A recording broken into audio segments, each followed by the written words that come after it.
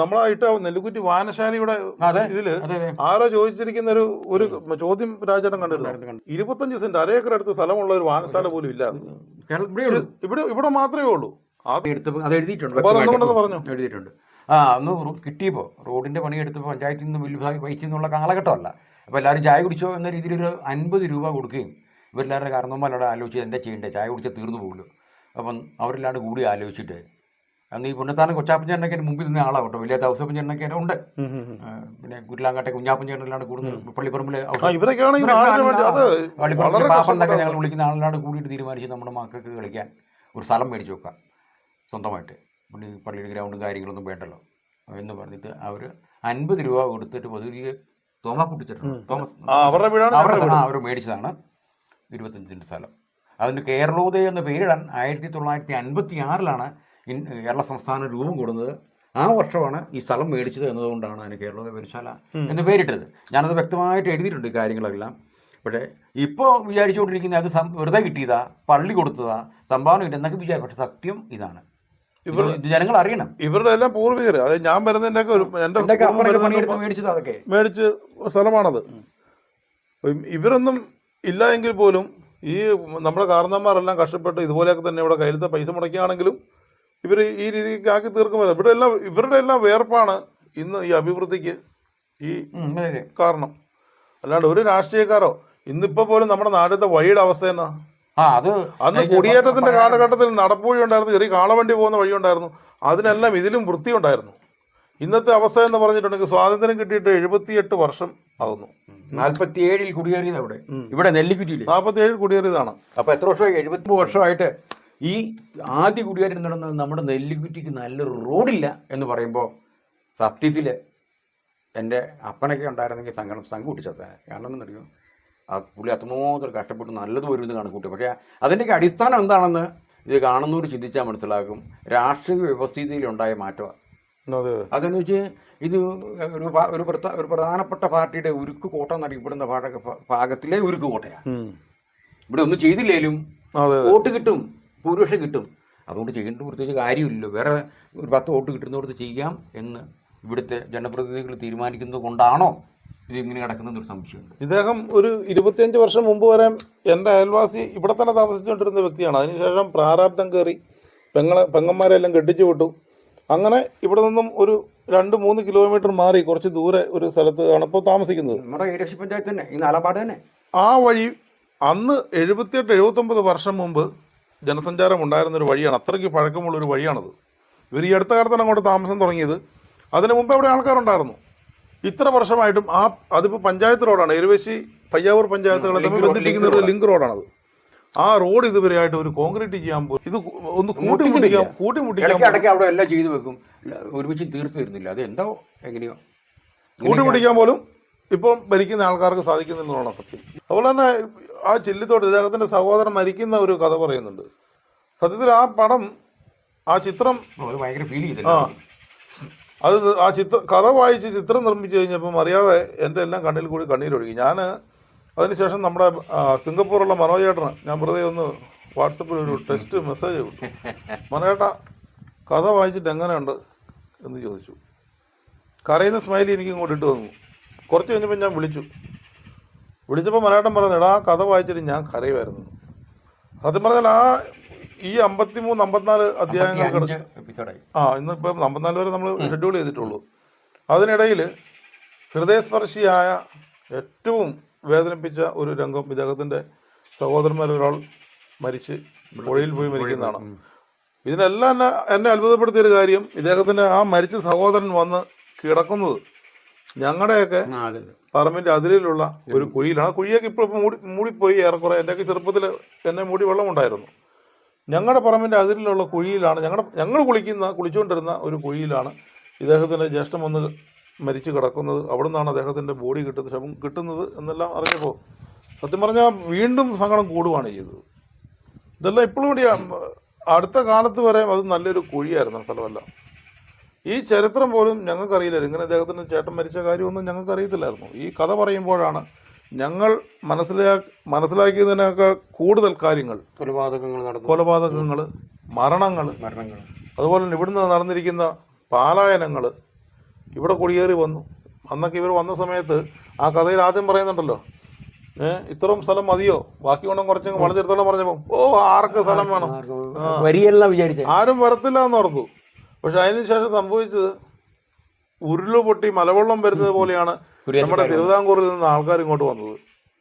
അത്ര ഭീമമായ അളവിലാണ് ചുരുങ്ങിയ വർഷങ്ങൾ കൊണ്ട് ഈ പ്രദേശങ്ങളെല്ലാം വലിയ ഈ കർണാടക, നമ്മുടെയൊക്കെ ഇത് കർണാടക ബോർഡറാണ്. അതിർത്തി പ്രദേശങ്ങളിൽ പോലും, വനത്തോട് ചേർന്ന പ്രദേശങ്ങളിൽ പോലും ചെറിയ പൈസ കൊടുത്ത് സ്ഥലം മേടിച്ച് താമസം ഉറപ്പിച്ചത്. പക്ഷെ അന്ന് അവിടെ വന്ന് മലമണ്ടയ്ക്ക് വന്ന് മലമുകളിൽ വന്ന ആൾക്കാരിൽ ഇപ്പോൾ പൈസക്കാരായപ്പോൾ രക്ഷപ്പെട്ടു പോയി. അവരെല്ലാം അവിടെ നിന്ന് ഇപ്പം തിരിച്ചു പോന്നിട്ടിരിക്കുവാണ്.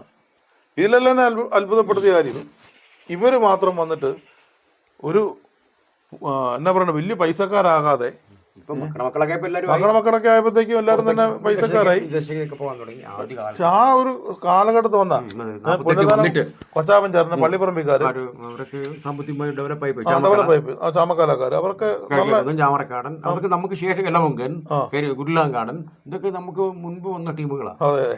വന്നല്ലോ കേട്ടോ ആ ടീമില്. അത് കഴിഞ്ഞ് വന്ന് ഞങ്ങൾ ആ കൂട്ടത്തിൽ വന്നതിൽ ഇച്ചിരി അത് ഞാൻ എഴുതിയിട്ടുണ്ടായിരുന്നു.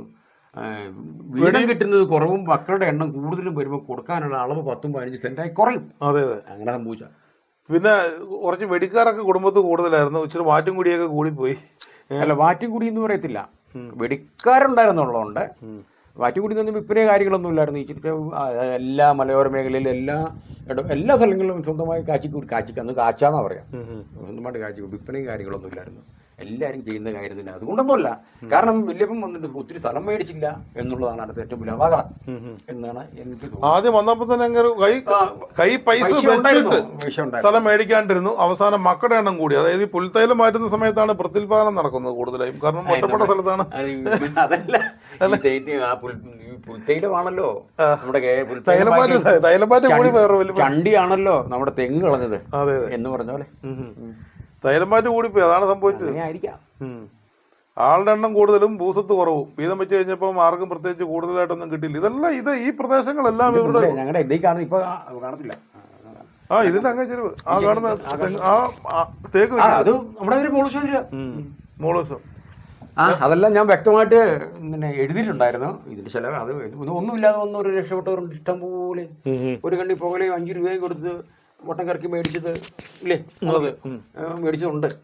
അങ്ങനെയുള്ളവർ അതിന് ചിലർ പറയുന്നത് പ്രയത്നിക്കാഞ്ഞിട്ടല്ല, കഷ്ടപ്പെടാഞ്ഞിട്ടുമല്ല, ഭാഗ്യമില്ലെന്ന് പറഞ്ഞു. ഭാഗ്യമില്ല, അങ്ങനെയായിരിക്കും. കാരണം ഏറ്റവും നല്ല സ്ഥലങ്ങളായിരുന്നു ഇവിടെ താമസിച്ചുകൊണ്ടിരുന്നെല്ലാം. കൈക്ക് മാന്തിയ വെള്ളം കിട്ടുന്ന സ്ഥലം, ഏത് വേനൽക്കും പറ്റാത്ത വെള്ളമുള്ള സ്ഥലം. നല്ല ചെരുവ്, വടക്കൻ ചെരുവ് അല്ലേ? വടക്കൻ ചെരുവ്. കാരണം എപ്പോഴും വെയിലടിക്കത്തില്ല. ഒരു തണുത്ത കാലാവസ്ഥയാണ് അങ്ങോട്ടല്ലോ എപ്പോഴും. അതല്ല ഇപ്പം മറിഞ്ഞിപ്പോ രണ്ടാമത് മൂന്നാമത്തെ ആൾക്കാരുടെയൊക്കെ കൈ കൂടിയാണ്. മൂന്നാമത്തെ 1 2 3 മൂന്നാമത്തെ ആൾക്കാരുടെയൊക്കെ കയ്യിലാണ് ഇപ്പോൾ സ്ഥലമുള്ളത്. തറവാടായി. ഈ അനീഷി ഇരിക്കുന്ന വീടിന്റെ തൊട്ട് പുറകിൽ ഞങ്ങളുടെ തറവാടായിരുന്നു. തൊട്ട് മുകളിൽ നായന്മാരുടെ. അതുപോലെ ഇതെല്ലാം ആ സമയത്ത് വന്ന ആൾക്കാരായിരുന്നു ഈ പ്രദേശങ്ങളിലെല്ലാം ഉണ്ടായിരുന്നു. കെ.സി. ജോസഫ് ഇത് കണ്ടില്ലേ? കെ.സി. ജോസഫ് ഇത് പുസ്തകമാക്കണം എന്നൊക്കെ പറഞ്ഞിരുന്നു. നമ്മുടെ പഴയ ഗ്രാമവികസന വകുപ്പ് മന്ത്രി, ഞങ്ങളുടെ ഇരിക്കൂറത്തെ 38 വർഷം ഞങ്ങളുടെ MLA ആയി ഞങ്ങൾക്ക് സേവനം ചെയ്ത വ്യക്തിയുമായി നമ്മുടെ പ്രിയപ്പെട്ട കെ.സി. ജോസഫ്. അദ്ദേഹം ഇപ്പം ചങ്ങനാശ്ശേരിയിലാണുള്ളത്. നമ്മുടെ ഈ പോസ്റ്റ്, നമ്മുടെ കഥകളെല്ലാം വായിക്കുന്നുണ്ട്. ഈ പുസ്തകം പ്രകാശനം ചെയ്യണം, ഇങ്ങനെ പുസ്തകം ഇതൊരു കഥപുസ്തകമായി എഴുതി അദ്ദേഹത്തെ അറിയിക്കണമെന്ന് അറിയിച്ചിട്ടുണ്ട്. അപ്പൊ ഞങ്ങൾ പുസ്തകം തയ്യാറാക്കാനുള്ള പുറപ്പാടിലാണ്. അത് ഫേസ്ബുക്കിൽ നമ്മൾ ചോദിച്ചിരുന്നു. നല്ല സപ്പോർട്ടായിരുന്നു ആൾക്കാരെല്ലാം നൽകിയത്. ഇനി എത്ര ആൾക്കാർ മേടിക്കുമെന്ന് അറിയത്തില്ല. രണ്ടാമത്തെ കാര്യം. എന്നാലും ഞങ്ങൾ പുസ്തകം അടിക്കുന്നുണ്ട്. ഡിസംബറിൽ ഞങ്ങൾ 3-ൽ ഒരാൾ മനായേട്ടൻ ഡിസംബറിൽ വരും. അപ്പോൾ അദ്ദേഹം വന്നതിന് ശേഷം ഞങ്ങൾ ഈ പുസ്തകത്തിൻ്റെ പ്രകാശനം ബാക്കി ചടങ്ങുകളെല്ലാം നടത്തുന്നുണ്ട്. അപ്പോൾ ഈ കുടിയേറ്റ കഥയിൽ ഇതിനകത്ത് പറഞ്ഞിരിക്കുന്ന വീട്ടുപേരും ആൾക്കാരും മാത്രമേ മാറുന്നുള്ളൂ. ആ കാലഘട്ടത്തിൽ ഏകദേശം ഒരു 1975 വരെ ഇങ്ങോട്ട് കുടിയേറി വന്ന ആൾക്കാരുടെ എല്ലാ അവസ്ഥ ഇങ്ങനെയൊക്കെ തന്നെയായിരുന്നു. ചെങ്ങളായിൽ ബോട്ടിറങ്ങി, ആ ബോട്ട് ചെട്ടിയുടെയൊക്കെ ഫോട്ടോ ഞാൻ കഴിഞ്ഞ ദിവസം പോയി അവിടെ എടുത്തിരുന്നു. ഇപ്പോഴും ഉണ്ട്. ഈ 19 വർഷം മുമ്പ്, 50-60 വർഷം മുമ്പ് ഞങ്ങളുടെ എല്ലാം പൂർവികർ വളപട്ടണം വന്ന് ട്രെയിൻ ഇറങ്ങി അവിടെ നിന്നും ബോട്ടിൽ ചെങ്ങളായിൽ വന്നിറങ്ങി അവിടെ നിന്ന് കാൽനട യാത്ര ചെയ്താണ്, ഏകദേശം 20-25-30 കിലോമീറ്ററൊക്കെ സഞ്ചരിച്ചാണ് ഈ ചന്ദനക്കാമ്പാറ, പയ്യാവൂർ, എരുവേശി, ചെമ്പേരി, കാഞ്ഞിരക്കൊല്ലി തുടങ്ങിയ സ്ഥലങ്ങളിലെല്ലാം എത്തിയത്. ആ ബോട്ട് ജെട്ടിയെല്ലാം ഇപ്പോഴും അവിടെ തന്നെയുണ്ട്. ബോട്ട് സർവീസ് ഇല്ല എങ്കിൽ കൂടി പഴയ ഓർമ്മകളെല്ലാം നമുക്ക് മനസ്സിലാക്കി തരുന്നതിന് വേണ്ടി ആ ബോട്ട് ജെട്ടിക്കൊക്കെ സംസാരിക്കാൻ വേണ്ടി കഴിവുണ്ടായിരുന്നെങ്കിൽ ചരിത്രം എഴുതി വെച്ച ചരിത്രം ബോട്ട് ജെട്ടി. അവിടെ എഴുതി വെച്ചിരിക്കുന്ന സ്ഥിരമായ ചരിത്രം പോയി നശിക്കും. പോയോ നീ കണ്ടു? ഇല്ലില്ല, അവിടെ ഉണ്ട്, ബോട്ട് ജെട്ടി അവിടെ തന്നെ ഉണ്ട്. ഞാൻ പോയിരുന്നു അവിടെ ഇത് കാണാൻ വേണ്ടി തന്നെ. അപ്പം നമ്മുടെ രാജചേട്ടന് പ്രിയ ലായൻ നെല്ലിക്കുറ്റിക്ക് ഭാര്യ, 2 മക്കള്. പെങ്കൊച്ച് ഇപ്പോൾ ഇവിടെയാണ്, ജർമ്മനിയിൽ.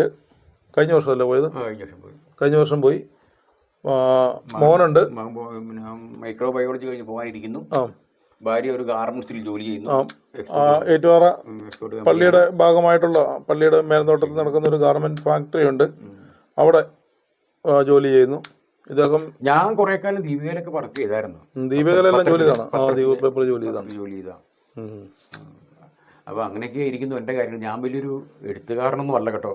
നിങ്ങൾ ഉദ്ദേശിക്കുന്ന SK പൊറ്റക്കാടും MD വാസുദേവൻ നായരും ബഷീറും പോലെയുള്ള കലാകാരന്മാരെഴുതുന്നത് പോലെ ആകണം എന്നൊന്നും വിചാരിക്കരുത്. എന്നാലും നിങ്ങൾ ഏറ്റെടുത്തു. നിങ്ങൾ അങ്ങനെയൊക്കെ പറയുന്നുണ്ടല്ലോ, എനിക്കത് പൂർണ്ണമായിട്ട് ഉൾക്കൊള്ളാൻ പറ്റുന്നില്ല. അങ്ങനെയൊക്കെയാണോ? ഞാൻ എന്തോ ചെയ്യുന്നു, നിങ്ങൾ വായിക്കുന്നു, നിങ്ങൾ സപ്പോർട്ട് തരുന്നു, നല്ലതാണെന്ന് പറയുന്നു, ഞാൻ കാണുന്നു, അത്രയേ ഉള്ളൂ. ഇനി എനിക്ക് കുറച്ച് കാര്യങ്ങളുടെ എഴുതണം എന്നൊക്കെ ആഗ്രഹമുണ്ട്. അത് നിങ്ങളുടെ എല്ലാം സപ്പോർട്ട് ഉണ്ടാകണം. സപ്പോർട്ട്. നമ്മളൊരു കാര്യം ചെയ്യുമ്പോൾ കമൻറ്റ് കിട്ടിയാൽ, നമ്മളൊരു ഉദാഹരണം, ഞാനൊരു പാട്ട് പാടി എന്ന് വിചാരിക്കുക, നല്ലതാണെങ്കിൽ നല്ലതാണെന്ന് പറയും, മോശമാണെങ്കിൽ കൊള്ളിയല്ലെന്ന് പറയുന്നതിനേക്കാൾ നല്ലത് ഇവിടെയൊക്കെ നന്നാക്കാൻ കേട്ടോ എന്ന് പറയുന്നതും നമുക്കൊരു ഊർജ്ജം തരുന്ന അല്ലേ? അത് പലര് വായിക്കും അല്ലെങ്കിൽ കേൾക്കും, അക്ഷരം വേണ്ടത്തില്ല. നിങ്ങൾ പറയണം, നമ്മൾ നമ്മുടെ സമൂഹത്തിൻ്റെ സ്വഭാവമായിട്ട് മാറരുത്. നമ്മൾ സമൂഹത്തിന് ഒരു സ്വഭാവമാണ്, നല്ലത് കണ്ടാൽ നമ്മൾ തുറന്ന് പറയാനുള്ളൊരു മനസ്സ് കാണിക്കണം. തെറ്റാണ്, തെറ്റും, അത് രണ്ടും ശരിയാണ്. പിന്നെ നമ്മൾ പിന്നെ എന്നെപ്പറ്റി പറയുകയാണെങ്കിൽ ഞാൻ 10-15 വർഷം നെല്ലിക്കുറ്റിപ്പള്ളി പാട്ട് പാടിയ ഒരു മനുഷ്യനാണ് കേട്ടോ. 2 വരി പാട്ട് പാടുവാണെങ്കിൽ കുറ്റപ്പെടുമെന്ന് അറിയത്തില്ലല്ലോ, കുഴപ്പമില്ല, പാടിക്കും.